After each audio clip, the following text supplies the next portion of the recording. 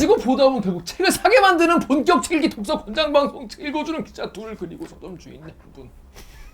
네. 저는 김기아 기자입니다. 스포를. 자기 소개해 주시죠. 정현욱입니다. 안녕하세요. 자, 분위기가 아늑해. 달라. 코지해. 그러니까 원래 평소엔 저희가 이 녹색 배경에서 하거든요. 원래 그린 스크린. 삭막하지. 삭막한 KBS 지하 2층인가 거기가? 네. 지하 2층에서 하는데 오늘 뭔가 따뜻하고 아늑하고 뒤에 책이 가득하게 쌓여 있는 곳에 왔습니다. 여기가 어디죠? 여기가 저기 제가 살고 있는 그 머나먼 네, 도봉구의 자그마한 서점입니다. 그렇습니다. 괴로워하시는 것 같으니 빨리. 소개부터 드리고 가운데 계신 분 누군지 궁금하실 거예요. 자, 가운데 계신 분 누군지 본인 소개를 직접 해주시죠. 네, 안녕하세요. 저희는 도봉구에서 가장 오래된 최초의 독립서점 도도봉봉을 운영하고 있는 도봉구니까 도도봉봉. 네, 그렇습니다. 네, 에? 서점직이 도도 허가현입니다. 허가연 대표님? 허가현 서점직이님. 서점직이님. 네, 서점직입니다. 서점직이 좋네요. 근데 여기가 독립 서점이란 말이죠? 네. 그러면 다른 서점들은 다 예속된 서점들인 건가요? 식민서점. 식민 서점이란 건가요? 그렇진 않습니다. 무슨 의미입니까? 우리가 아직 독립 서점이란 말은 많이 들었는데 네. 구분을 잘 못해요. 교보문고 빼고는 다 독립 서점인가?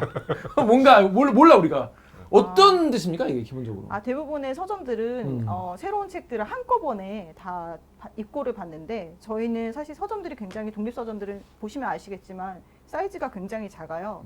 그래서 저희가 한 권 한 권을 고를 때도 뭐 오래된 책이든 아니면 저희가 읽고 싶은 책이든 그런 책들을 다 골라서 여기 다 꽂아놓는데 좀 다른 점이라고 할까요? 그래서 작가님이나 좋아하는 작가나 아니면 서점직의 취향이 굉장히 잘 드러나는 서점들이 독립서점이라고 그러니까 생각하시면 됩니다. 출판사랑 이렇게 계약이 안 돼 있는 서점인가요? 아니요, 출판사랑 계약이 되어 있고요. 네. 사파는데 그거 안 있을 리가 있나? 그럼 뭐 출판사- 먹고 사러 그러면? 교보에서 사가지고 그 돈에 똔똔으로 팔면 뭐가 나고? 교보에서 10% 할인 받아서 사셔갖고. 그 양아치 그러면. 죄송합니다. 저 잠깐 좀 얘기 좀 할게요. 네, 저희는 그러니까, 북센이라는 도매를 통해서 네. 북쌤. 네, 북센. 북쌤. 네. 책이 샘처럼 솟아오르는 곳인가 보죠? 북센입니다. 그러니까 북샘. 북센. 야씨 아깝다. 씨. 아무튼 네. 북이 되게 센 책만 나오나 보죠 그러면? 아닙니다. 거기 책이라 도매상입니다. 도매상인 줄 알고 비싸게 받아요. 네. 있고, 그러면 네. 그러면 사실 이게 저 예전부터 궁금했던 게 서점이라고 하면 우리가 내가 있는 책이 다 있는 곳 이렇게 생각을 보통 사람 하잖아요. 네네. 내가 찾는 책이 무조건 있는 곳 가서 상관없이 요즘 온라인 서점으로도 뭐 책을 많이 사긴 하지만 근데 독립 서점이라고 하면 방금 말씀하신 것처럼 서점지기의 취향 네. 혹은 뭐 타겟하는 어떤 사람들의 취향 같은 게 좀 그렇게 좀 이렇게 고려가 돼 있다는 거죠. 네네네. 그럼 장점도 있고 단점도 있겠네요. 장점은 일단 저희가 원하시는 손님들, 그리고 저희랑 취향이 맞는 손님들을 여기서 잘 만날 수 있고 단점이라면 여기 오셔가지고 읽을 책이 없다. 그리고 요즘 문학책들이 막 알록달록하게 나오니까 여기는 동화를 파는 곳인가? 그러면서 나가시는 분들도 있고 네. 저희하고 취향이 맞으시면 단골이 되고 취향이 안 맞으시면 안 되는 네. 그러니까 쉽게 말해서 서점계의 분도숍 같은 데네요. 그렇죠. 편집숍, 고급 취향을 딱 골라가지고 엄선해서 내가 서점 가서 베스트셀러만 집는 게 아니라 내 취향에 맞는 책들이 맞기만 한다면 와서 그냥 죽치고 있거나 그냥 아무거나 골라도 엔간하면 다 죽치고 있기엔 너무 좁아서 네. 눈치 보여. 그렇구나. 맞습니다. 눈치 숨어 있어야 되는데. 눈치를 주시나요? 눈치를 주지는 않고 사실 근데 저희가 다 한 권 한 권만 있기 때문에 다들 이렇게 한 권씩만? 네, 한 권씩만 있기 때문에 사면 재고 없음이야. 네, 그렇습니다. 네, 맞습니다. 근데 그러면 그래도 많이 나가는 책들이 따로 있고 좀 아예 안 나가는 책도 있겠네요. 그러면. 그렇죠. 저희가 뭐 아무리 좋아하는 저희가 좋아서 들여놓은 책이라도 손님의 그 선택을 받지 못한다면 몇 년 동안 이렇게 있는 책들도 있는데 저희는 이제 그 책들을 추려서 사실 네, 반품을 하기도 하지만 그냥 애랑 모르겠다. 그냥 저희가 취향이 이러니까 한번 믿고 사보세요. 그 손님이 나타날 때까지 네, 책장에 놔두기도 하거든요. 근데 여기를 찾아주시는 분들은 주로 어떤 분들이세요? 주로 2030 여성분들이 많이 찾아주시고 그리고 이제 지나가다가 여기가 뭐 하는 곳인가 해서 들어오셨는데 별로 책에 관심이 없으셨는데 제가 이렇게 뭔가 책을 추천해드리면 그 책을 보고 너무 좋았다. 그럼 다음에 또 책을 추천해달라고 오시는 분들도 계세요. 그리고 저희는 또 주로 모임을 하기 때문에 모임에 참석하고 싶으신 분들, 네 그런 분들이 또 오셔서 같이 주로 주민들이시겠죠?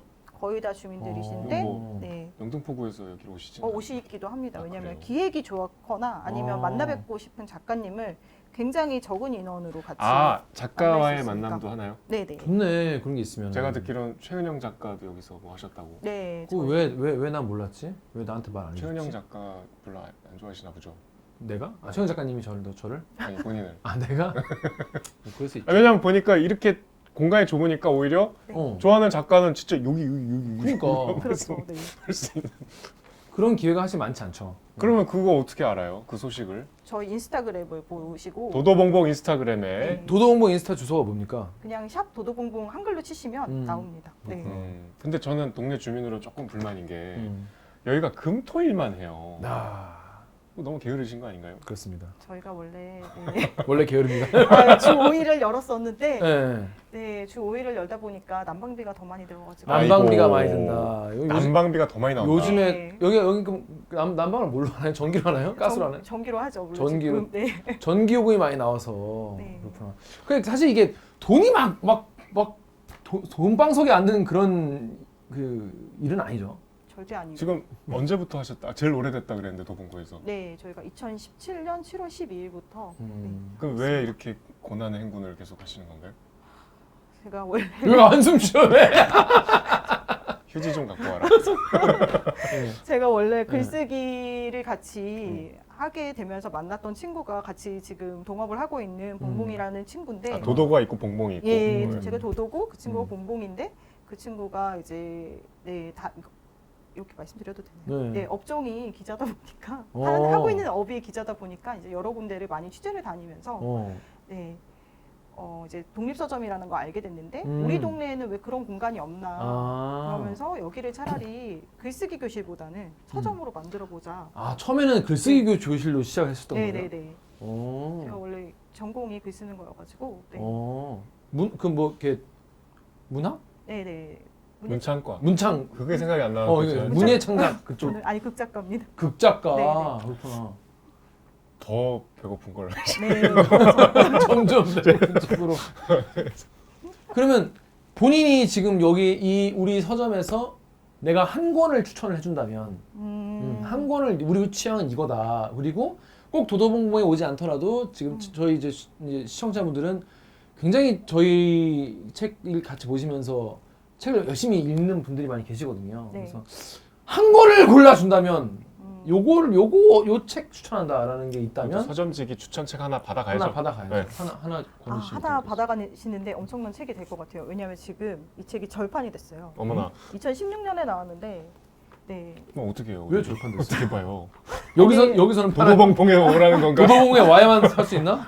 도서관에 가시면 아마 빌리실 수 있을 건데, 이거는 뭐 워낙 유명한 영화라서. 네, 영화랑 책이랑 굉장히 비슷한 톤으로 가서 영화를 먼저 보시고 책을 읽으셔도 좋고요. 근데 왜 아니. 추천을 해주시는 건가요? 브루클린으로 가는 마지막 비상구. 네. 레스트 엑시 투 브루클린. 네. 네. 비우신 건가요? 왜죠? 텐션이 너무 영어가 별로인데. 왜 이 책이죠? 왜 이 책이냐면 이 책은 제가 개인적으로 오늘 말씀하신 그 데미안이랑도 좀 연결이 데미안과 네. 연결되어 있는 레스트 엑시 투 저- 브루클린. 예, 제 개인적으로 연결되어 있다고 생각하는데 음. 제가 뭔가 인생에서 굉장히 큰 어떤 사건들을 마주칠 때마다 이 책이나 아니면 이 책의 음악이 항상 들렸었어요. 음악이 유명한 곡 있지 않나? 영화. 네, 영화요. 러브 아이디어라고 그래서 뭐 저희 아버지가 갑자기 이렇게 교통사고로 당하셨는데 그때 잠깐만요, 말이 기억이 안 난다. 명동에서 명동에서 울려 퍼졌었어요 그 음악이. 그래서 굉장히 그 음악이 너무 좋아서 어렸을 때 계속 입으로 흥얼거리고 있었는데 고등학교 때 제가 이 영화가 물론 미성년자 관람 불가지만 비디오로 빌려서 보게 됐는데 이 영화였구나. 그렇게 음악이 좋았는데 내용은 너무 처절하고 힘들고 그런 내용인 아니, 거예요. 네. 아버님 교통사고 당하실 때 명동에 계셨다. 네네. 네, 명동에서 그 음악이, 그러니까 그때는 막 저작권이나 이런 게 없었기 때문에. 막 쳐죠 그때. 네, 막 미역가에서. 틀었고 막 그랬는데 그 음악이 너무 좋았는데 나중에 이제 고등학교를 들어서 이걸 보게 됐어요. 영화로. 그 다음에. 봤더니 그 음악이 나와. 네, 근데 너무 음악과는 다르게 너무 상황이 너무 처절하고 슬프고 그리고 정말 인간의 군상이 막 다 들어있고 1950년대 미국을 배경으로 하고 있는데 그 1950년대 미국을 아마 아실 거예요. 엄청나게 부유한 나라였잖아요. 근데 거기에서 사실은 브루클린이라는 곳이 지금은 엄청나게 힙해졌지만 네, 굉장히 이제 사실은 막 노동자들이나 그런 하층민들의 삶을 너무 처절하게 잘 보여주는데 그 음악처럼 그 안에 묘한 희망이 있는 거예요. 네. 그러니까 인간 군상과 어떤 처절한 네. 스토리와 그럼에도 불구하고 희망까지. 네. 근데 당장 읽고 싶은데 좀 절판이라는. 그 알라딘 중고 서점 가면 또 있어요. 네, 있을 것 같습니다. 저는 근데 새 책 사는 거 좋아하는데 참 살 방법이 없는 거네요. 아니 저희 이북 있어요, 이북. 요거를 제가 살까요? 사셔도 좋고, 네, 그러면 이제 이 책에는 재고 없으며. 네, 그리고 이제 여러분 레스트 엑시트 브룩 옛날부터 이게 제목은 알아가지고 왜 브루클린에 가는 마지막 비상구일까? 내 거야. 라고 생각했었지만 책을 읽어보면 알 수 있겠죠. 책 보면 나오나요? 왜 마지막 비상구지? 네, 아마 보시면 혹시 나와요? 죄송합니다. 네, 아실 수 있을 겁니다. 나온다고 합니다. 여러분들 믿고 읽어보시면 왜 좋을 것 마지막일까? 같습니다. 왜 마지막 네. 비상구일까? 아 이게 난방비가 더 나와서 주 3일 영업하신다는 건 전 상상을 못했네요, 진짜. 아, 네. 저는 그냥 사장님이 게으르신 줄 알았는데. 게으른 것도 한몫하는 것 같지만, 근데 진짜 제가 계산을 해보니까 주 5일에 열었던 손님의 수와 주 3일을 열었을 때 수는 똑같기 때문에. 그럼 아야. 주말 네. 금토일? 네. 금토일에 많이 오세요? 그러니까 여기는 베드타운이기 때문에 이제 주말에 쉬는 분들이 오시나 봐요. 이게 우리가 가을은 독서의 계절이라고 하는데 실제로 가을에 손님이 더 많나요? 아니면 좀 있어요? 언제 손님이 있어요? 가을에 정말 손님이 쭉 빠집니다. 빠져요? 왜냐면 왜? 다들 단풍놀이 가시기 때문에. 음. 그래서 차라리 여름에 막 비가 많이 올 때나 음. 아니면은 이렇게 추운 겨울에 음. 이제 해가 바뀌었을 때 책을 읽고.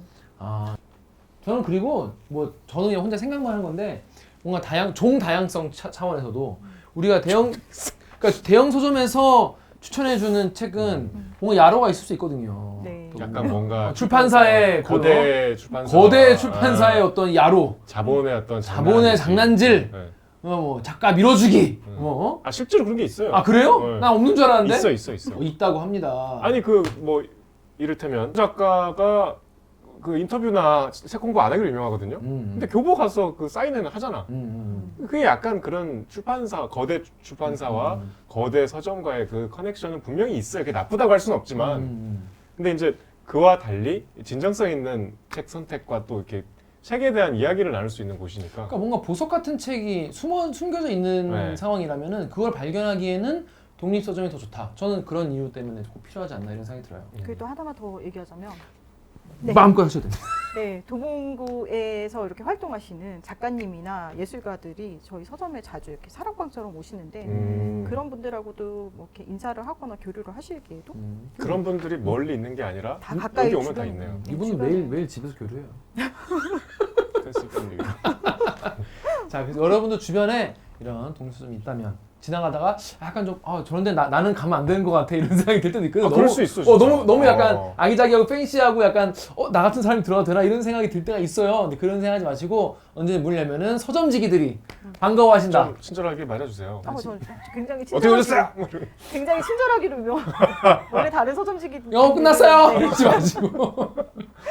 그렇습니다. 그래서 네. 책 한 권씩 또 사보는 그런 여유를 가지면 좋을 것 같습니다. 자, 그러면 저희 서점지기님, 도도님 평소에 좀 도도하신 스타일이신가요? 아니요, 저는 도도인 게 도도새처럼 사회생활에 적응을 잘 못해가지고 이러다 죽겠구나 싶어서. 도도새가 네. 사회생활을 잘 못하는군요. 네, 사회생활을 잘 못하고. 혼자 다니는 도도새가 건가 군대를 안 봐요. 가서 그래. 군대 가면 다 해결되는데. 아무튼 자, 그렇습니다. 우리 도도봉봉 서점 도도봉봉 서점지기님 성함이 가현입니다. 허가현. 서점지기님. 허가현 도도님이지 맞아요. 도도님. 서점지기 도도님 인스타 도도봉봉. 많이 찾아와 주세요. 그거 같다. 6시내 고향 엔딩 같다. 들어가시죠 이제. 네. 가시죠. 잠깐 마이크. 어머나 맞다 마이크. 빨리 도망가고 싶어가지고. 네, 저기 앉아 계시면 돼요. 재밌으셨죠? 네, 재밌었어요.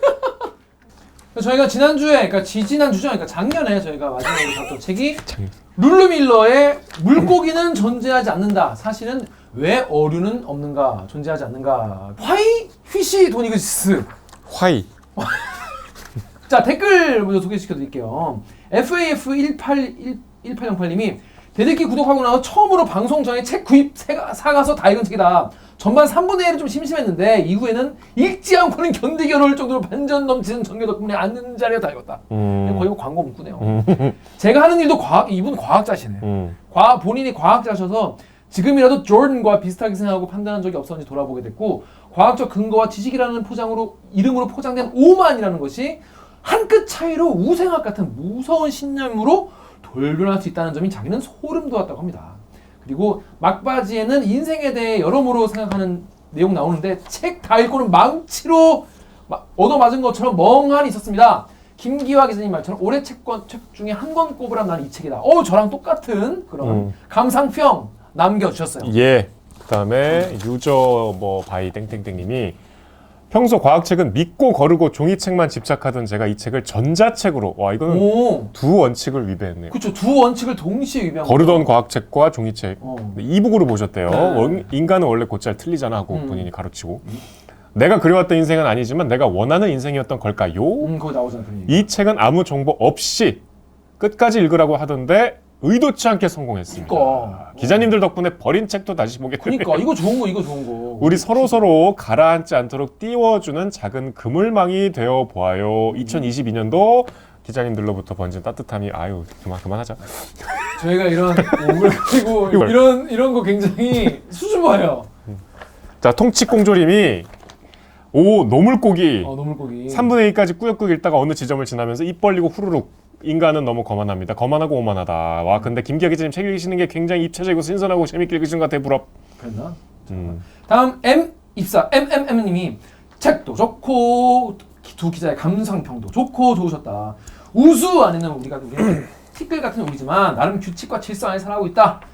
이렇게 해서 과학이 너무 인간 심리와 특성을 간과하고 과학이라는 무시무시한 칼을 인간들에게 주는 게 아닌가. 그리고 인간이 만든 제도 역시 완전하지 않다. 이런 얘기를 해주셨습니다. 그래서 개방성과 공감 능력이 필요하다는 생각이 듭니다. 저는 2022년이 사실은 이 개방과 공감과 서로에 대한 혐오와 이런 것들을 어떻게 우리가 좀 해결해 나가야 되는지에 대해서 굉장히 깊게 고민하게 되는 한 해였던 것 같아요. 그 조선일보가 지금 신년기획으로 하고 있어요. 그거 왜 조선일보가요? 자, 그렇습니다. 그래서 저희는 이번 주 다룰 책은 뭐죠? 책 읽기야 지금. 네, 그러니까. 모르는 분이 없겠죠. 제목이라도 다 아실 텐데 헤르만 헤세의 데미안입니다. 새해 첫 책으로 저희는 데미안을 골랐습니다. 여러분 다 읽으셨나요? 이게 한 번쯤은 이제 그러니까 들어본 건 당연하고 읽어본 분도 많이 계실 거예요. 그게 많이 계실 것 같아요. 근데 일단 전 이제 이 요거를 샀는데 요게 그 데미안 초판본이래요. 네, 요거 요새 유명하죠. 그래서 에밀 싱클레어가 쓴 걸로 돼 있어요. 에밀 싱클레어가 이제 헤르만 헤세가 이제 너무 이제 본인이 잘 나가는 거야. 얘기는 나중에 하죠. 그러시죠. 자, 그래서 헤르만 헤세의 데미안 여러분 다 읽으셨습니까? 이거 근데 보니까 분량이 얼마 안 돼가지고 금방 읽겠더라고. 분량 얼마 안 돼도 금방 못 읽을 텐데. 금방 저는 금방 읽었습니다. 자, 그런데 이 책 왜 새해 첫 책으로 데미안을 골랐습니까?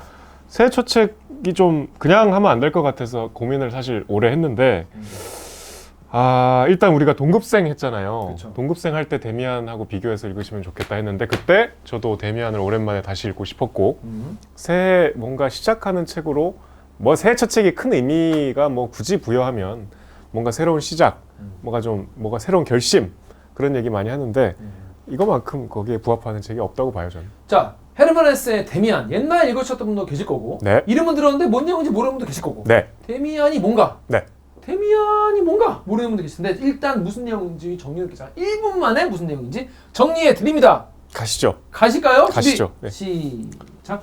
10살 라티노 학교 다니는 싱클레어한테는 세상이 두 가지로 나뉘어요. 어두운 세상, 밝은 세상. 밝은 세상은 집, 그다음에 가족. 어두운 세상은 이제 무서운 친구들, 하녀.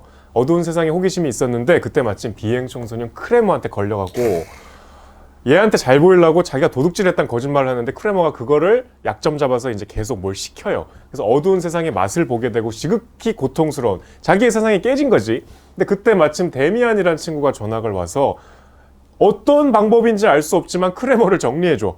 그리고 데미안한테 이 세상은 그렇게 둘로 나뉘지 않는다. 이 세상은 그보다 훨씬 넓고 이분법을 넘어서는 초월적인 무언가가 있다. 이런 가르침을 줘요.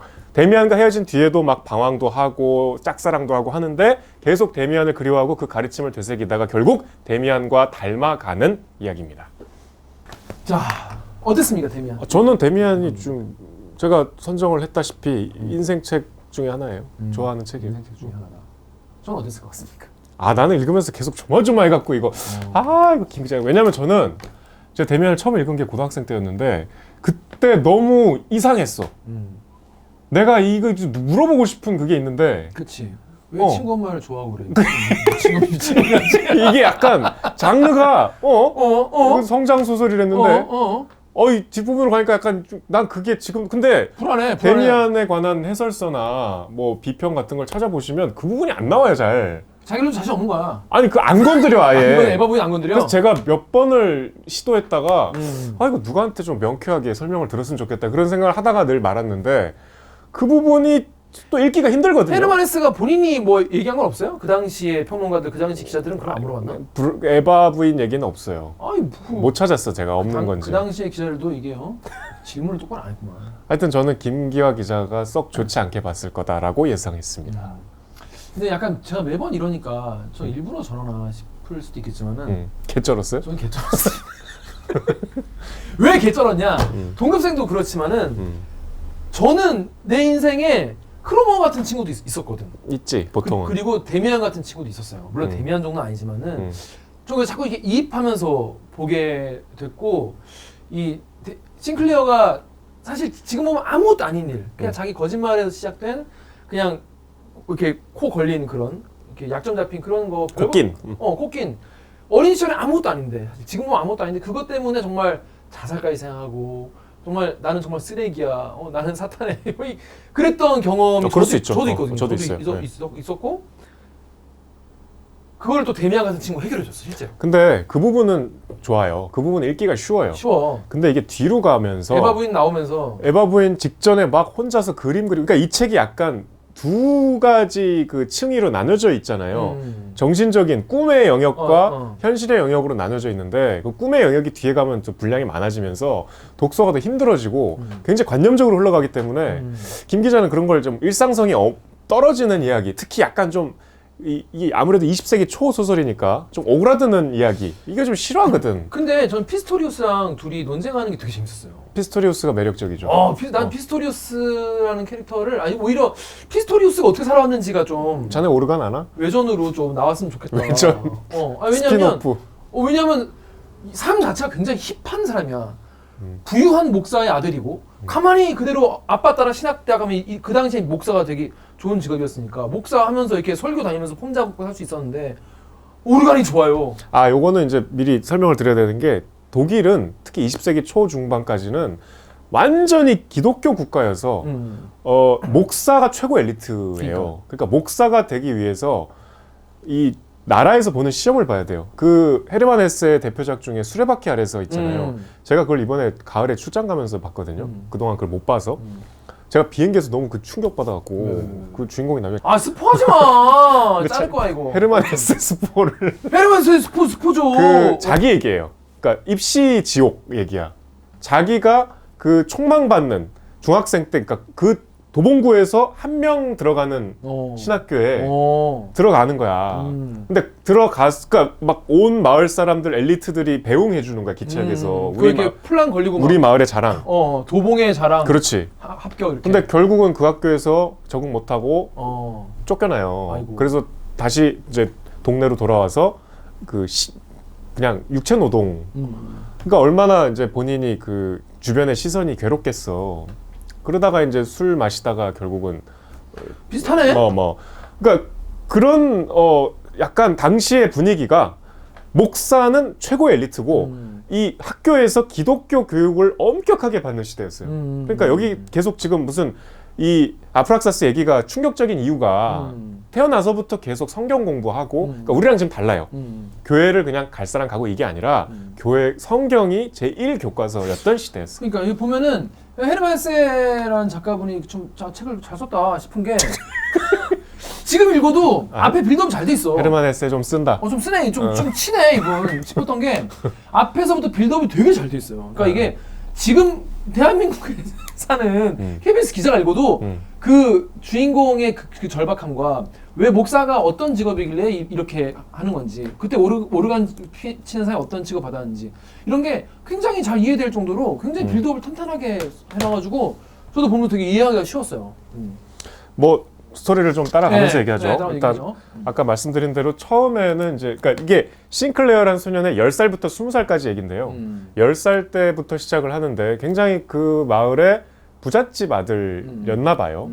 라틴 학교 다니고 라틴어 학교 다니고 거기서 이제 크레머라는 좀 가난한 집의 우락부락한 깡패 같은 애한테 일진, 예, 학폭, 얘한테 이제 콕각 끼죠. 학폭, 얘 앞에서 뭔가 어릴 때 약간 잘 나가는 싸움 잘하는 애한테 잘 보이고 싶은 거 있잖아. 허세도 네. 부리고 하죠. 그래서 내가 말이야 이 사과를 잔뜩 어디서 훔쳤는데 말이야 하면서 이 얘기를 지어내요. 뻥으로.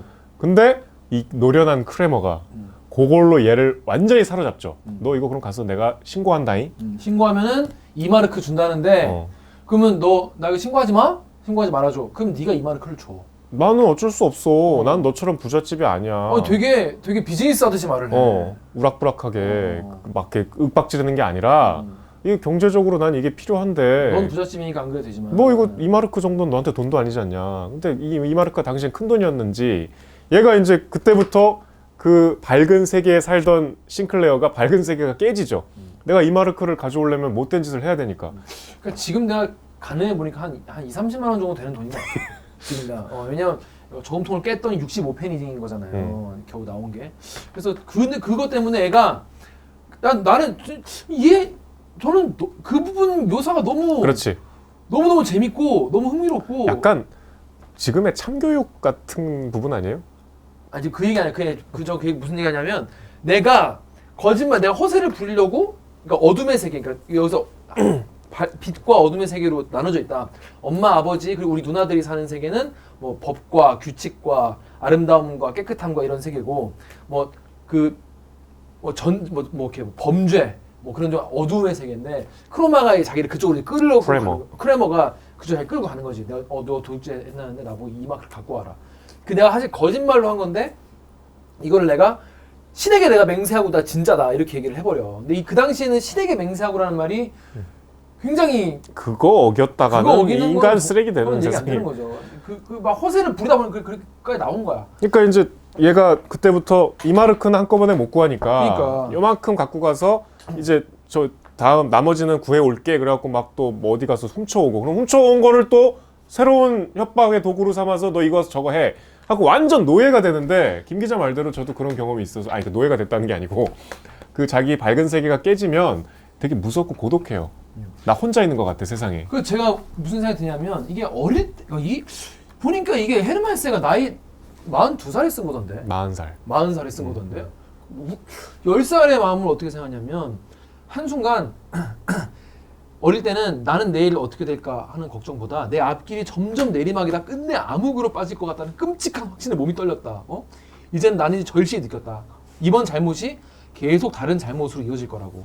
누나들과 다정히 지내고 부모님과 인사하고 입맞춤하는 모든 것이 다 거짓이 되고 나만 아는 은밀한 거짓 속에서 살게 될 거라고. 그러면서 난 이제 끝이야. 나 이제 완전히 이 세상에서 막 사탄의 세계로. 근데 그런 어떤 극한의 절망감이 지금 보면 너무 귀여울게 느껴지는데. 근데 그게 당사자는 당사자에게 무지무지하게 진지하지. 올가매는 다음날 잠을 막 죽고 싶죠. 그래서 지금 학폭에 시달리는 학생들도 사실 이 정도의 어떤 마음의 심적 옥죄임을 느끼는 건데 어른들 입장에서는 내가 지금 이렇게 보면은 귀여운 거지 그냥. 야, 그게 뭐 별거라고 이만큼 야, 걔 그냥 경찰에 신고해야지 뭐 이렇게 협박으로 이렇게 생각하지만 사실 그 세계에 그 나이의 아이에게는 이게 정말 이 한 세계인데 그거를 깨트리고 나오지 못한 상황이기 때문에 이 안에서는 정말 지옥도를 경험하게 되고 잠도 못 자고. 이럴 때는 엄마가 잘해주면 더 괴로워. 왜냐면 이 나한테 너무나 친절한 엄마가 나의 비행을 알면 어떻게 변할까?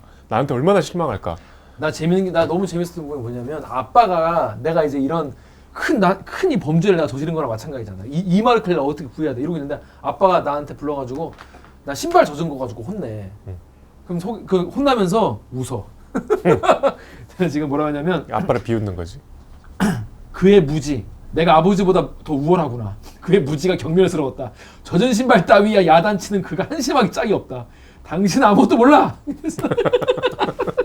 그냥 사람을 죽이고 왔는데 빵 한 덩이 훔친 걸로 신문 받는 느낌이어서 엄청나게 그 꺼림칙한 감정을 느꼈다. 그래서 그때 오히려 유년기가 거기서 찢겨지는 아버지의 권위가 처음으로 찢겨진 유년기의 기억이라고 하는데 근데 뭔 얘기인지 난 좀 알 것 같다. 나 예전에 이런 적 있었거든. 학교에서 사고 치고 왔는데 집에서 되게 작은 걸로 혼나면은 뭔가 약간 좀 다행인데 괜찮은데 이 정도는 나쁘지 않은데? 왜냐면 저 되게 자주 혼났기 때문에 이런 경험이 꽤 있어요. 그래서 너무 귀엽고 재밌는데 당사자 내가 그때는 막 혼나면서 여러분 엄마 아빠한테 혼날 때 막 바닥 장판 자꾸 보고 장판 문이 몇 개인지 막 보고 세어보고 그러잖아요. 그때의 그런 감정이 생각이 나가지고 너무 재밌었어요.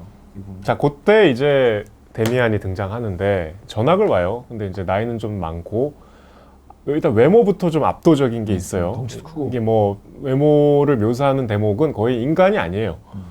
굉장히 하여튼 초월적인 존재로 그려지는데 남성과 여성의 그런 미를 다 가지고 있는 나이도 가늠할 수 없고 뭐 하여튼 굉장히 자기와는 다른 세상에 있는 사람 같은데 이 데미안이 이제 접근을 해서 싱클레어한테 이제 카인의 표식에 대해서 얘기를 해주죠. 그게 이제 이 소설에서 굉장히 중요한 대목인데. 나 그래서 아벨과 카인과 아벨 다시 봤잖아. 그 나무위키 가가지고 뭔 얘기인가. 그래서 느끼해 본 거야? 책을? 왜냐면 여기 뭐 그것도 나오고 뭐 야곱의 뭐도 나오고 뭐 이렇게 그 신학 관련 얘기가 많아가지고 내가 긴가민가해서 다 찾아보면서 봤어요. 카인이 이제 자기 동생을 때려 죽이고 이제 인류 최초의 살인자라면서. 그래서 이제 하나님께서 성경에서 그렇게 나옵니다. 이렇게 표식을 하죠. 사람을 죽였다는.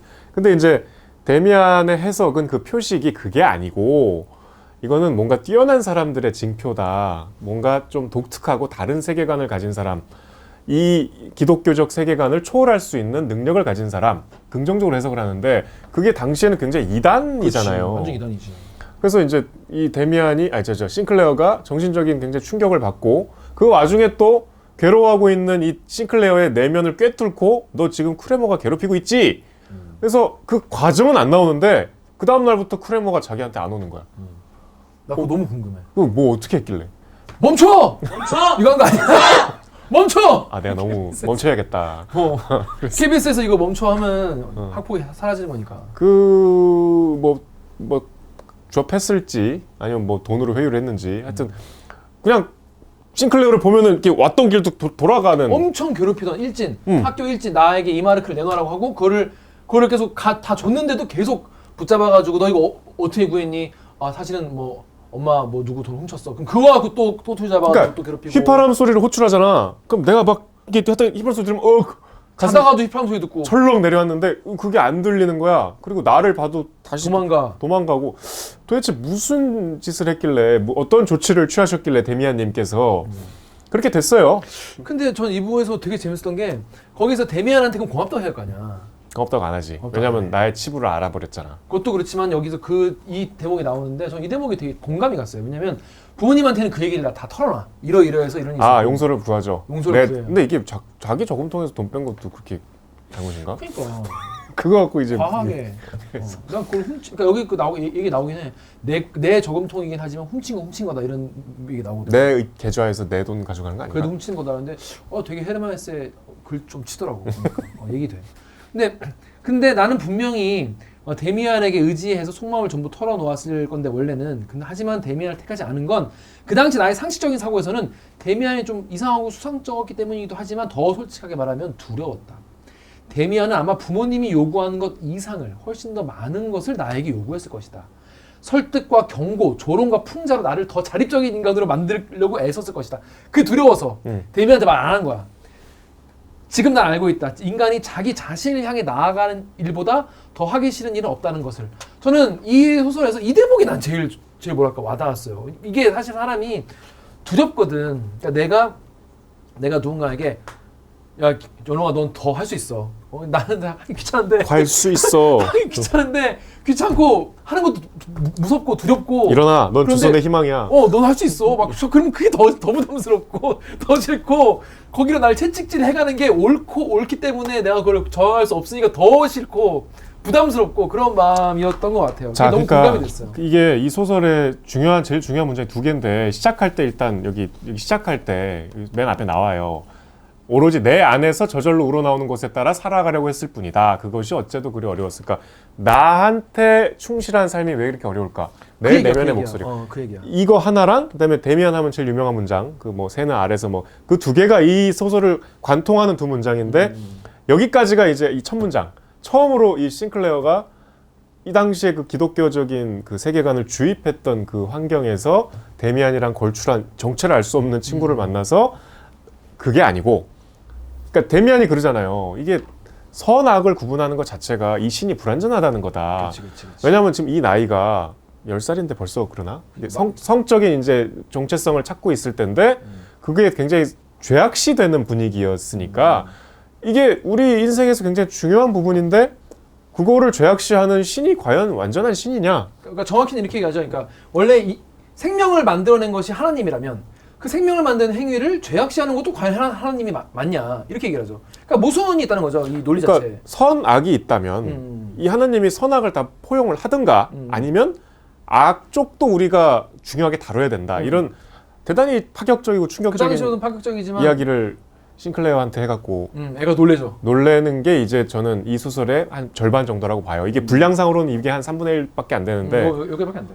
이제 이 이후로 좀 소설이 힘들어져. 제가 보기엔.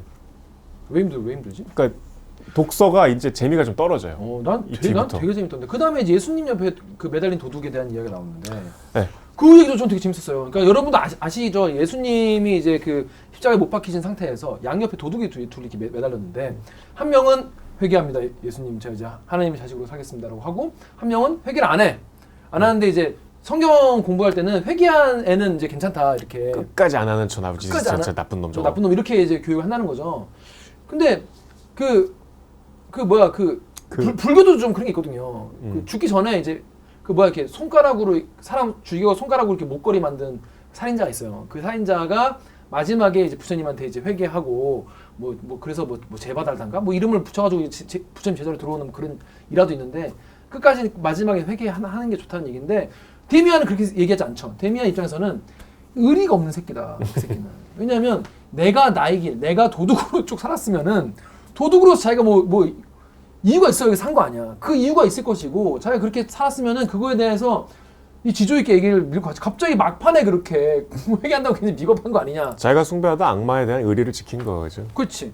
오히려 나는 그 의리 없음, 자기가 자기임을 부정하는 것, 그것이 나는 오히려 더 별론 것 같다. 그 얘기를 들으니까 또 그럴싸한 거야. 또 주인공이. 어린 싱클레어한테 계속 이제 이상한.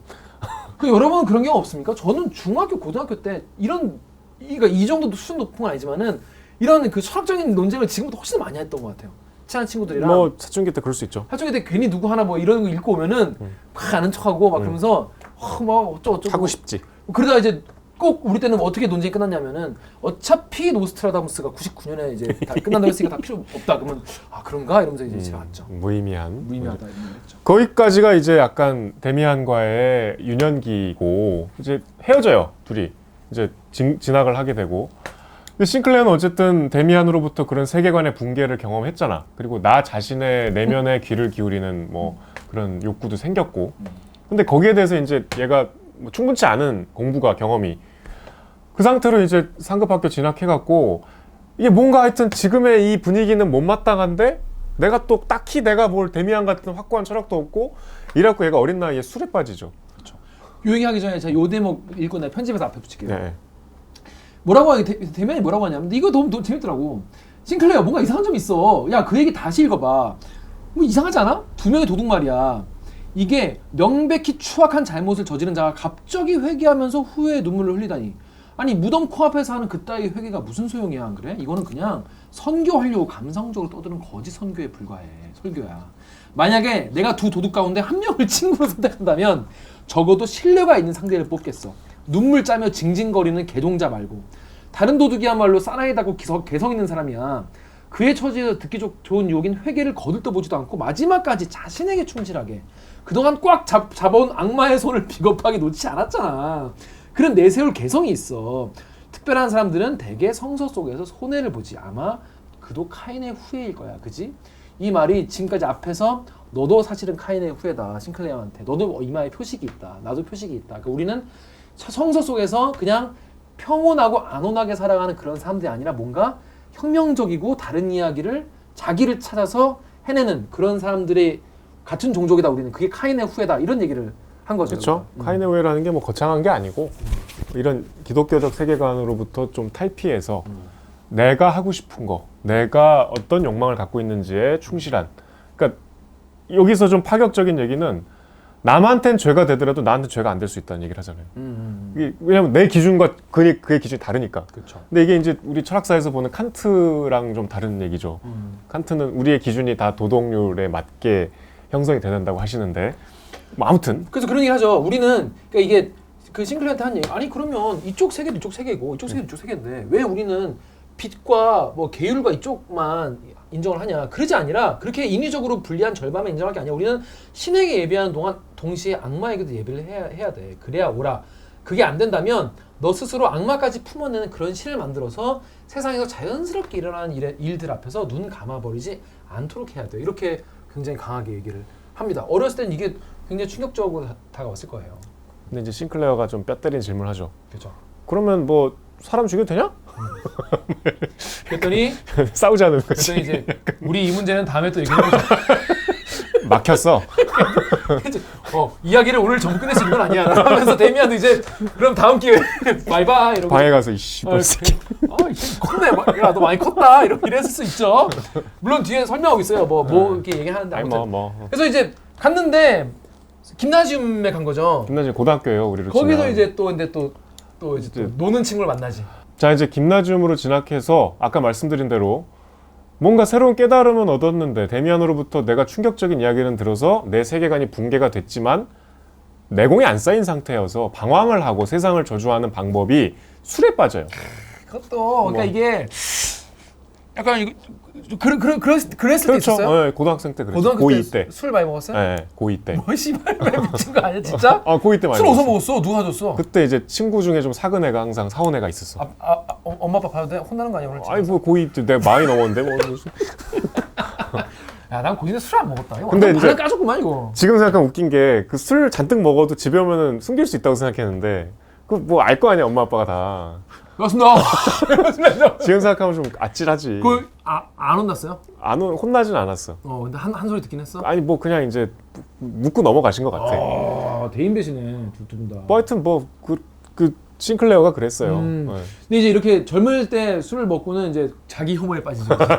자기 혐오. 그러다가 나 이 부분이 좀 마음에 안 드는데 이 반전이 짝사랑하는 여자가 생기니까 갑자기 다시 밝은 세계로 돌아오는 거야. 맞아. 나를 정결하게 가다듬고 그 부분은 저는 이해도 안 됐고 공부 열심히 하고 공감도 안 됐지만 옛날 사람들은 그랬나 싶어서 그냥 넘어갔어요. 심지어 그 짝사랑 상대 이름을 베아트리체라고 자기가 지어서 실제 이름도 몰라. 단테 신곡에 나오는 그 여자. 지금으로 따지면은 거의 스토킹이에요. 이거 아니 근데 뭐 스토킹이야? 뭐 가서 뭐 하지는 계속 따라가고 쳐다보는 거지. 뭐 관찰한 거지. 얼마나 음침해. 같은 학교 학생이니까. 아무튼 어때? 엄청 음침했다. 네. 그래서 이름 베아트리체하고 걔를 막 그려. 여러분 너무 섬뜩하지 않아요? 근데 거기서 내가 이제 모르는 남자가 내 그림을 계속 반전이 생기는데 베아트리체를 상상하면서 그렸는데 그 얼굴이 보니까 데미안이요. 그때부터 이제 이 소설이 또 다른 국면으로 가요. 아니 그러니까 여기서는 그 베아트리체는 그냥 소품으로 그냥 소모가 돼버려. 데미안이네 하면서부터 베아트리체한테 관심이 없어 이제. 전혀 없어요 이제 그다음부터. 그다음부터 이제 데미안을 향한 그리움과 데미안이 줬던 그 가르침의 관념에 대한 고민이 시작되면서 이제 데미안 그를 찾죠. 아주 이제 뭐 그러다가 점차 그림을 보다 보니까 베아트리체나 데미안이 아니라 나라고 느껴졌다. 나와 닮아서가 아니라 내 삶을 결정짓는 것. 내면의 나의 운명, 나의 신이었기 때문이다. 이런 얘기를 해요. 그냥 누가 됐든 상관없는 거야. 근데 내가 뭔가를 추구하면서 그렸던 것 그 자체가 중요하다는 생각이 드는 거고. 그리고 그 다음에 새를 그리죠. 그 그림을 이제 데미안한테 보냈더니 답장 같은 게 오죠. 그 편지를 보냈는데 새를 그리죠. 새를 먼저 그렸구나. 그러니까 이게 그리지. 새가 뭐냐면 그 앞에 제일 처음에 데미안이하고 친해진 게 그 싱클레어가 부잣집이잖아요. 그 부잣집 저택에 이렇게 문장이 있어. 그 우리 보통 뭐 그 영주들 문장처럼 배트맨 집 문 열면 이렇게 위에 달려 있는 배트맨은 박쥐잖아. 그게 문장이지. 저 싱클레어 가문의 문장이 뭐 새가 이렇게 날아가는 건데 데미안이 그걸 되게 유심히 보고 막 그리기도 하고 그게 생각이 나서 자기 집 문장을 그린 거야, 새를. 근데 그게 약간 이게 뭔가 세계에서 빠져나가는 듯한 날아가는 모습. 저는 근데 이상하네. 나는 왜 이런 부분들이 다 되게 좋았지? 좋죠. 이건 되게 멋있는 너무 부분. 멋있죠. 왜냐면 그 문장이 사실 싱클레어의 집안 가문 문장이 아니에요. 얘네 집이 원래는 이제 여기가 무슨 뭐 수용 이사 온 거지. 이상한 거였는데 거기 그냥 왔는데 우리 집안 것도 아니야. 뭐 이렇게 겸손하게 말하는데 그게 뭔가 이제 녹슬어 있고 색깔도 막 덧대 있고 무슨 모양인지 잘 모르겠어서 저게 매여 뭐여 저 닭이여 뭐여 막 그런 얘기도 하잖아요. 닭은 아니겠죠. 아니겠죠. 근데 이제 그래서 그게 생각이 나가지고 그 새 그림을 그리는데 그릴수록 뭔가 얘가 어디로 날아가려 하는 그런 느낌을 갖게 되고 머리가 이제 금색으로 이렇게 칠을 하게 노란색으로 칠을 하게 되죠. 그래서 이거를 그리고 나서 보냅니다. 편지로. 그 그림을 그냥 보내죠. 근데 이제 참 얘들 10대 애들인데 참 조숙해. 답장이 오는데 이제 그 유명한. 근데 나 이거 어떻게 보내는지 이 부분은 좀 개연성이 없어요. 뭐 와서 그거 꼽고 한 거야? 아니 뭐 우체부가 있으니까. 우체부가 책 사이에 꽂아놨어. 아 그 답장이 답장은 이제 데미안이 직접 왔겠지. 와서 그만 꼽고 가. 근데 그렇지. 데미안은 얘가 어디 사는지 모르는데. 알지 다. 데미안은 모르는 게 없어. 데미안 모르. 그러니까 여러분 이거 뭐냐면 내가 데미안의 옛날 주소로 그림 막 새를 그려가지고 보내거든요. 그 뭐 받았다는 얘기도 없어. 아니 왜 답장이 안 오지? 답이 안 오지 이러고 있는데 어느 날 수업 시간에 책을 폈는데 책의 꼬지에 메모가 툭 떨어지지. 아 이게 뭐지? 뭐지 하고 펼쳐봤는데 거기에 뭐라고 써있냐면 새는 알에서 나오려고 투쟁한다. 알은 세계다. 태어나려는 자는 한 세계를 깨뜨려야 한다. 새는 신에게 날아간다. 신의 이름은 아프락사스다. 이렇게 써있어요. 난 이게 어떻게 왔지부터 그래서 약간 좀 하여튼 뭐 그런 설명은 없으니까. 넘어가. 데미안이 와서 꽂은 헤르메스가 거라고 뭐 봐. 대충 쓰진 않았겠죠. 이제 뭐 그렇게 이제 데미안하고 교류가 이제 된 거잖아요. 그런데 아프락사스가 뭐냐? 여러분이 이 대목을 알지만 아프락사스가 뭔지 모르는 분은 많이 계실 거예요. 나도 이번에 알았어. 뭔데? 아프락사스는 신의 이름입니다. 또 다른 신의 이름인데 마침 그때 수업 시간에 선생님이 수업을 하다가 아프락사스 얘기를 하는 거예요. 신학에서. 뭐냐면 아프락사스는 원래 신성과 악마성을 결합하는 역할을 하는 상징적 신적 존재입니다. 데미안이 늘 얘기했던. 그렇죠. 그래서 나 데미안이 그랬는데 우리가 숭배하는 신은 인위적으로 절반의 세계, 그러니까 밝은 세계만 포용한다고. 하지만 우리는 온 세계를 숭배할 수 있어야 하고 악마까지 포용하는 새로운 신을 갖거나 신에게 예배하고 악마에게도 예배해야 한다고. 지금 이 아프락사스가 신이자 악마인 바로 우리가 찾던 신이었네. 세상에. 하나님보다 더 세. 더 세네. 왜냐하면 이쪽도 카바하니까. 앞쪽도 카바하는 신이니까 더 두 배는 셀 거 아니에요. 그것도 웃기지. 그 쪽지를 받는 순간 선생님이 그 설명을 하니까. 그러니까 그런 거는 뭐 문학적 그걸 이해할 수 있어요. 넘어갈 수 있어. 근데 그게 거기까지 어떻게 왔지? 하여튼 뭐. 아무튼. 그래서 아프락사스에 대한 호기심과 깨달음을 얻어갈 때 만난 게 피스토리우스죠.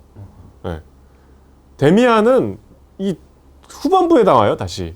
그래서 그 피스토리우스는 뭐냐면 얘가 이제 여기서 지나가는데 갑자기 어디서 오르간 소리. 아프락사스 뭐야 이게 막 하고 걸어가는데 교회에서 오르간 소리가 기가 막히게 들리는 거야. 막. 근데 보면은 근데 뭐가 이렇게 느껴져가지고 교회에 가더니 교회에서 이제 혼자 처연하게 오르간을 켜고 있는 거예요. 바깥에 쪼그라져서 계속 듣지. 그리고 듣다가 이 사람 나와. 음침해. 따라가.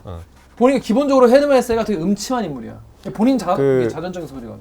제가 제일 좋아하는 헤르메스 소설 중에 황야의 일이라고. 그는 완전 음침한 한 남자 얘기거든요. 그러니까 술 마시는 장면이 많이 나와. 아 그래. 네. 그래가지고 그 사람을 따라가서 그 사람 따라가니까 그 사람이 술집에서 혼술을 또 하러 가요. 근데 마지막에 딱 앉아가지고 술을 이렇게 먹다가 되게 약간 시비조로. 얘기를 하다가 좀 치대. 좀 치던데 너 음악 좀 아냐? 좀 듣는다. 그러면서 얘기를 하죠. 그러면서 이제 둘이 불멍을 때리면서 친해지죠. 얘기를 하다가 갑자기 아프락사스 얘기를 하는데 알고 보니까 이 사람도 아프락사스를 좋아했다. 아프락사스파야. 아프락사스였던 거죠. 그래서 뭐 이제 얘가 그러니까 이를테면 성장을 하는 거예요. 근데 피스토리우스 얘기가 뭐 대화가 많이 나오는데 굉장히 하여튼 그 아프락사스 그 데미안이 얘기했던 그 세계관에 대해서 많은 가르침을 줬는데 싱클레어가 이제 결정타를 날리죠. 그러니까 이제 싱클레어가 많이 컸어. 좀 컸어. 그걸 보여주는 캐릭터야. 성장. 그러니까 그렇죠. 약간 스승 같은 형한테 자기보다 이제 나이가 이 대학생이거든. 얘는 이제 고등학생이고. 근데 나중에 너는 약간 얘기가 좀 허무해. 이런 말을 한마디 하는데 그러니까 뭐냐면 이 피스토리우스는 원래 목사를 하려고 하던 사람이고 이 아프락사스 가지고 자기가 뭔가 교단을 만들어서 내가 뭔가 설교도 크게 하고 뭔가 이렇게 하고 싶은데 그럴 실력이 안 되니까 그거 이제 약간 사이비 교주가 되는 거잖아. 그렇지. 그래서 옛날 그 뭐 경전 같은 거 보고 미트라 경전 되게 옛날 거 보고 막 그런 얘기만 자꾸 하니까 네가 하는 얘기는 다 곰팡이 냄새 난다.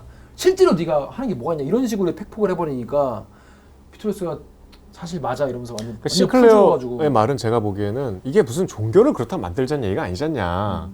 우리가 우리 자신의 내면에 관한 성찰을 하자는 거지 기독교를 극복하고 새로운 종교를 만들전 그건 약간 좀 핀트가 다르다라는 지적을 한마디 그냥 걸쳤는데 당신이 꾼 꿈 얘기나 해봐요. 실제로 당신이 밤에 꾼 꿈말이요. 당신이 말하는 거는 다 너무너무 곰팡내 나니까요. 라고 하는 거죠. 그랬더니 번역을 곰팡이라고 했어요? 곰팡내 나니까. 원래는 딴 데 뭐라 했는데? 고리탑은 뭐 이렇게 곰팡내 난다고. 그랬더니 가만히 이제 완전 이제 풀 죽어가지고 아니 한 방 먹은 거야. 풀 죽어서 자네가 오라 싱클레어. 자네는 정말 영리하군. 이제부터는 그놈의 곰팡내 나는 일로 자네를 괴롭히지 않겠네. 상처받았어. 그러니까 피스토리우스에 대한 판단을 내리죠. 제가 참 생각은 멋진데 제 인생이 그 생각을 담기에는 좀 초라하다. 생각 자체는 배울만 하지만 제 일상은 생각하고 좀 괴리가 있네. 그 사람의 정말 아픈 부분을 푹 찔렀고. 네. 그러니까 이제 그리고 피스토리우스부터 졸업을 하게 되죠. 이게 더 컸지. 그리고 이제 여기 거지. 빼먹었지만 또 지 같은 동급생 하나를 또 구해주잖아요. 크나우어인가? 되게 막 그 성적인 충동에 사로잡힌 아이인데 그게 죄악시대니까 괴로운 애를 아프락사스 논리로 좀 구해주죠. 근데 또 마침 걔가 자살하려고 그럴 때 또 나타나갖고 살려주고. 그러니까 데미안급이 된 거야. 누군가한테는. 누군가한테는. 그 시점에서 데미안을 다시 만나죠. 그래서 데미안을 이제 우연히 만나가지고 일본인이랑 같이 이제 놀러 가는. 그 전에 이제 얘가 앓고 있던 사랑. 얘가 이제 좋아하는 여성상을 그리는데 이 그림이 꿈에서 나타나는. 그러니까 이게 당시에 유행하던 그 심층 심리학이라고 해요. 이게 칼 융과 프로이드. 칼 융한테 치료받았더만. 칼 융이 나중에는 이 싱클레어라는 필명도 다 간파하는 게 칼 융이잖아. 그래요. 그 얘기 몰라요? 평론가가 했다는데요. 이게 이 당시에 이미 헤르만 헤세는 독일에서 유명한 스타 작가였는데 1917년에 그러니까 전쟁이 한창일 때 그때 소설을 썼는데 그때 바로 내지 않고 전쟁이 끝났을 때 19년에 자기가 거래하던 출판사에 싱클레어라는 젊은 작가가 나한테 이런 원고를 보냈다. 나한테 보내달라고 해서 이걸 좀 검토해 주련. 그래서 19년부터 연재가 돼갖고 이게 폭발적인 인기를 끌어요. 근데 그래서 도대체 싱클레어가 누구냐? 독일 사회에서 굉장히 화제였대요. 근데 그때 칼 융이 헤르만 헤세한테 편지를 보낸 거야. 너지. 처음 맞췄대. 그 이제 너무 고인물이어서 내가 이 명성을 등에 업지 않고도 먹히나 보자.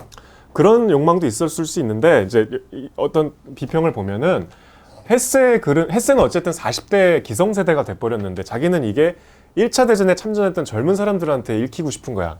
그래서 너희들하고 비슷한 세대의 작가라. 한번 읽어봐라. 이런 의도로 이제 출판사를 속였다고 하는데 뭐 실제 마음은 모르죠. 그래서 당시에 이게 젊은 작가한테 주는 문학상을 탔대요. 근데 헤르만 헤세가 나중에 커밍아웃하고 그 상을 반납했대. 왜냐면 자기는 40대니까. 와, 저 간지 폭풍이랑 이런 게 간지. 그러니까 나는 이름을 바꿔서 내도 상을 타지롱. 그러니까 그 뭐야 자기 앞에 생. 에밀. 뭐 이름 뭐더라? 갑자기 생각 안 나네. 에밀 까르니에. 아니. 뭔 가르니? 대표님 그 뭐 이름 뭐였더라? 자기 앞에 생 작가이 뭐죠? 갑자기 생각이 안 나네. 에밀 아자르였나? 에밀 아자르. 에밀 아자르가 이제 가짜 이름이고. 진짜 이름 뭐지? 로맨가리. 로맨가리도 이제 그런 이제 그 간지 폭풍한 공쿠르상을 그냥 타버리지. 2번 인생에 한 번밖에 못하는 2번 탔죠. 나는 다른 사람 이름으로 내도 탈 수 있다. 근데 이 꿈에 자꾸 이상한 여자가 나타나. 근데 그 여자가 남자 같기도 하고 여자 같기도 하고 아줌마 같기도 하고 아가씨 같기도 하고. 그래서 그려 또. 그리는데 아이씨 누구지? 근데 너무 사랑스럽고 이게 욕망을 느끼고 좋아하고 존경하고. 그래서 그런 상황에서 우연히 이제 데미안을 만나가지고 야 미안아 잘 지내냐 이러면서. 그치. 우연히 만났지. 우연히 만나자. 야 미안아 너 집이 어디냐. 근데 걔는 또 항상 그래. 난 네가 올 줄 알았어. 난 네가 올 줄 알았어. 다 알아. 모르는 게 없어. 그래서 여기가 우리 집이니까 뭐 내일이나 모레 놀러 와라. 그래서 친구 집에 다 놀러 가죠. 가는데 어머님이 나오시는데 꿈에 나오던 그 여자인 거야. 거기서부터 난 이제 되게 고등학생 때 뭐지 이거? 미쳤다. 뭐지 이거? 그리고 이제 에바 부인이라 부르는데 에바 부인을 이제 그때부터 이제 흠모 좀 넘어서는 욕망을 느끼잖아요. 욕망도 느끼고 키스하고 싶다 그러고. 내 팔에 안고 싶다 그러고. 그렇죠. 근데 에바야 에바. 그 드립은 너무 저렴하다 진짜. 그거 안 하려고 그 에바 드립 안 하려고 마음 먹고 왔는데 해버렸네요. 하고 싶었죠. 안 하고 싶었어. 근데 그 에바 부인이 굉장히 따뜻하게 품어줘요. 되게 따뜻하게 여러 가지 면에서. 그리고 다 알아. 너 나 좋아하지.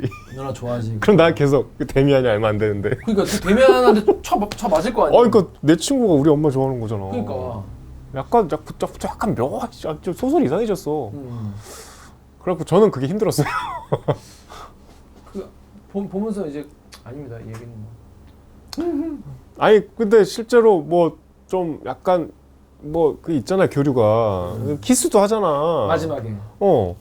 그러니까 또 데미안도 그걸 알아요. 데미안도 알아. 그냥 알지. 빙긋 웃어. 이 새끼는 맨날 뭐 빙긋 웃어. 미안하.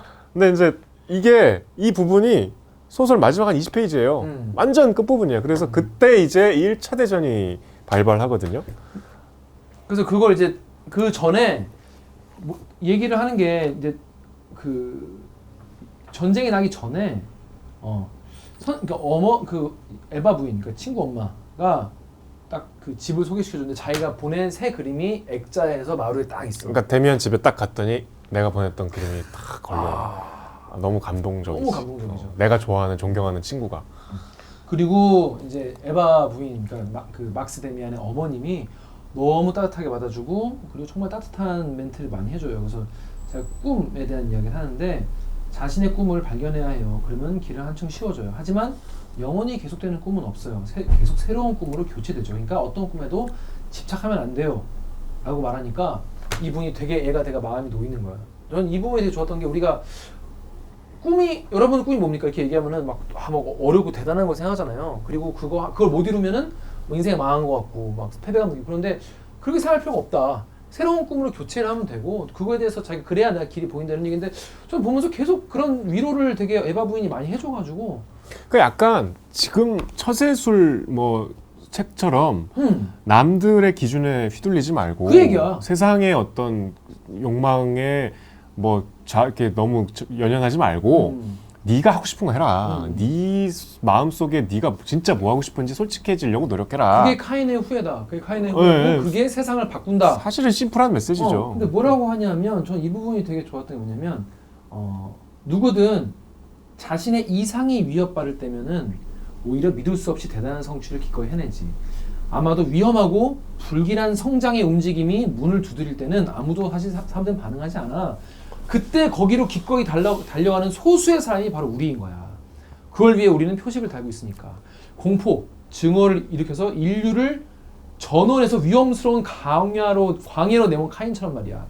그래서 인류 역사에 영향 끼친 사람은 한 명도 빼지 않고 운명을 받아줄 준비가 되어 있었기 때문에 능력을 발휘하고 영향력을 미칠 수 있었던 거야. 그러니까 그런 운명을 받아들일 수 있는 자세가 되어 있는 개체들, 그들이 더 보존적인 성향을 가져서 현 상태를 유지하려는 스타일이었는지 아니면 별종이고 혁명적이었는지 하지만 우리는 알 수 없겠지만은 그들은 준비하고 있었기 때문에 진화의 과정에서 자신들을 동족을 구할 수 있다. 그러니까 우리는 준비를 해야 된다. 이런 얘기를 그 막스 데미안이 친구한테 얘기해주죠. 그러니까 이 부분이 되게 그러니까 책 읽으면서 감상은 제 자유 아니겠습니까? 제 자유인데 저는 뭐 이 정도는 아니겠지만 뭔가 새로운 그러니까 그 있는 거에서 뭔가 새로운 걸 하고 싶어하는 스타일이거든요.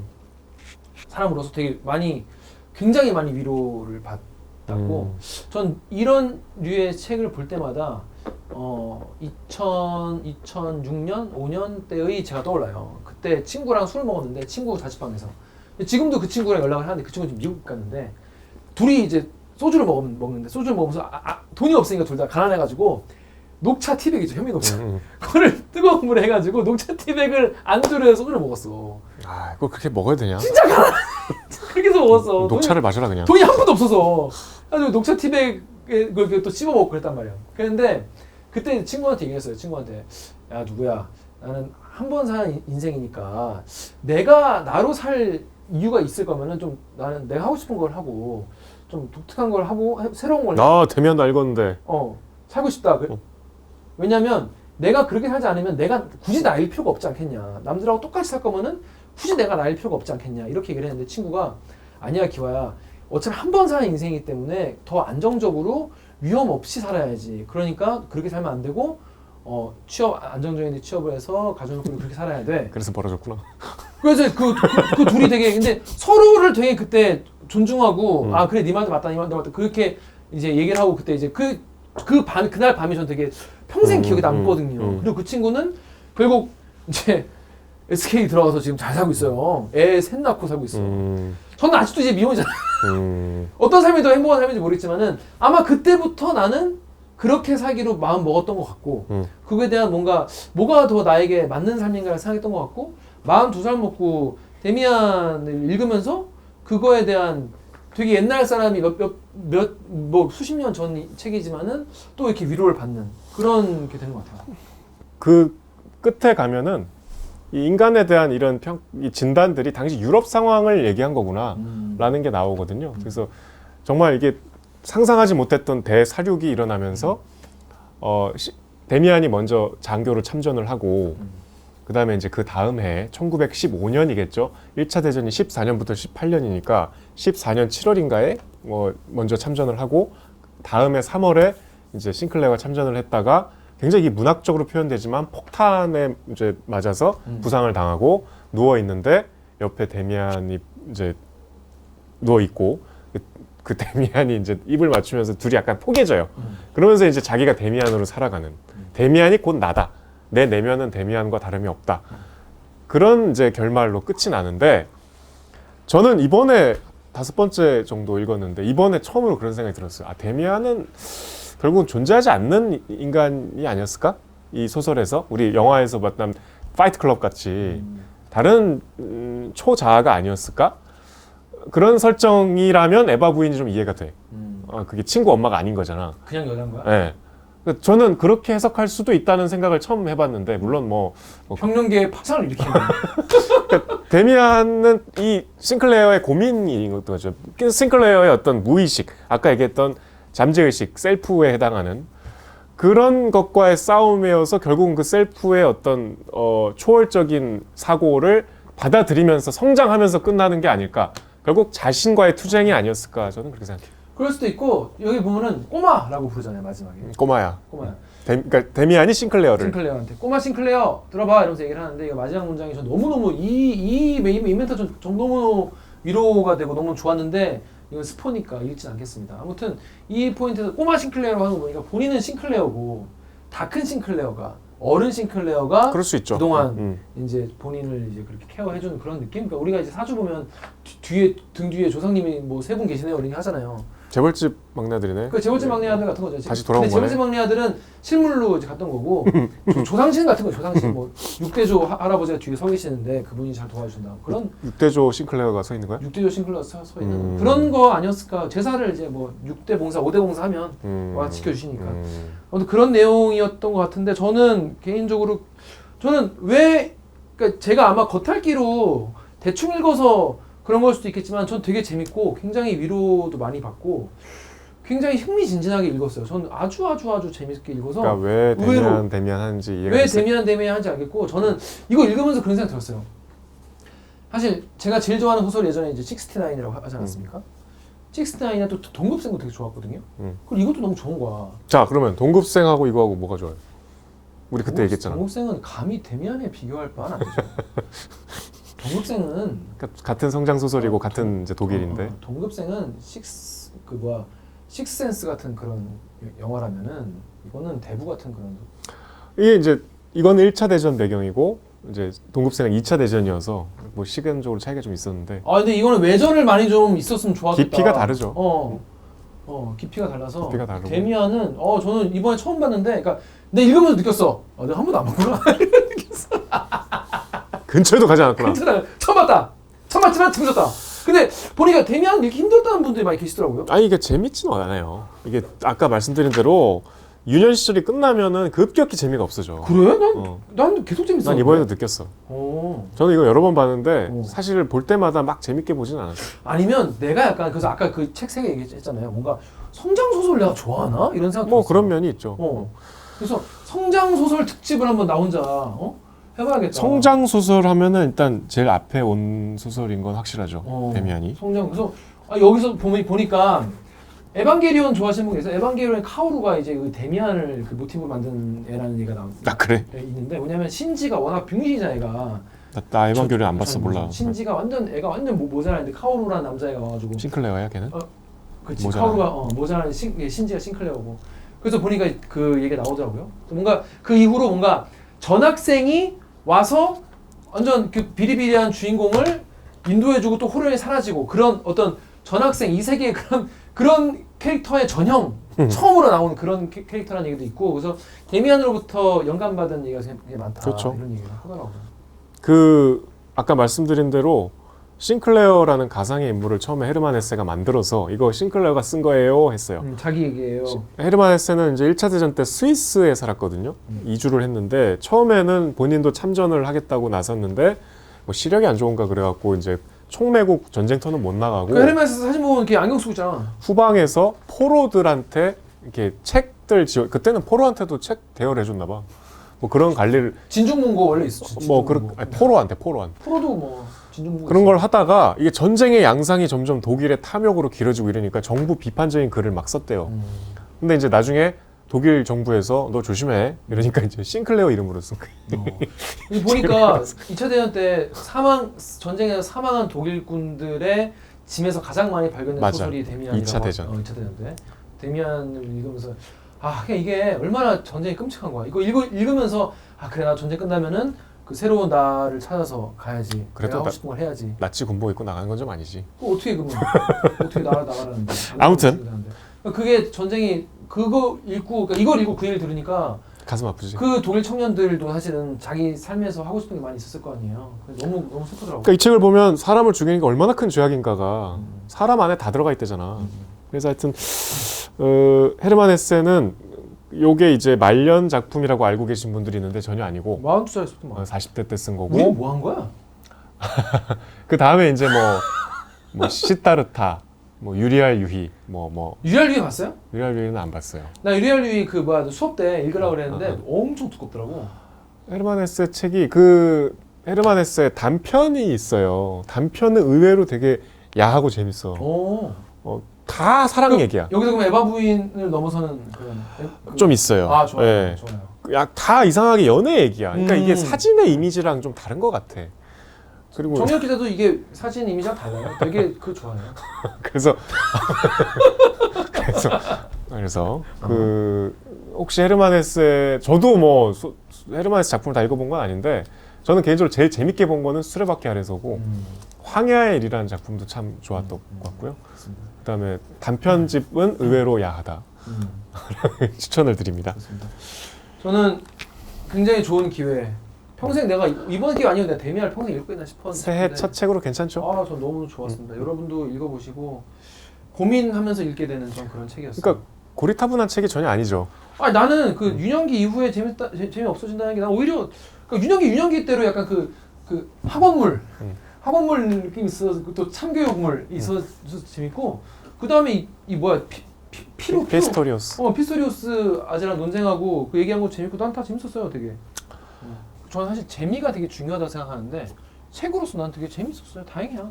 난 내가 되게 지루할 줄 알고 좀 겁먹었거든요. 조금 더 캐캐 묵은 책으로 한번 올려봐야겠군요. 아니. 러시아로 한번 가볼까? 아니. 일단 등장인물이 적어서 난 좋았어. 등장인물 적지. 그렇습니다. 여러분 그거 기회 되시면은 엄청 길지도 않으니까 짧죠? 읽어보시면 좋을 것 같습니다. 자, 또 우리 다음 주에도 또 읽어야지. 네. 다음 주 책은 뭡니까? 이게 지금 저희 녹화한 날이 목요일이고요. 이번 주 사정이 있어서 목요일에 했고 다음 주 화요일에 해요. 김 기자가 책 읽을 시간이 적습니다. 그래서 이번에는 조금 이제 가볍게 재밌게 읽을 수 있는 책 중에 이게 좀 나온 지는 좀 됐는데 무라카미 하루키 다 좋아하시죠? 무라카미 하루키 에세이를 저는 좋아하는데 에세이 중에 오자와 세이지 씨와 음악을 말하다 정확한 제목이 맞나 모르겠는데 오자와 세이지란 지휘자와 대담하는 내용으로 이제 구성된 책인데 일단 뭐 다음 주에 얘기하시죠. 되게 재밌습니다. 클래식 얘기하려고 지금 부렁 지금 시동 거는 거예요. 클래식 얘기보다는 예술을 대하는 어떤 태도 이런 게 많이 나와요.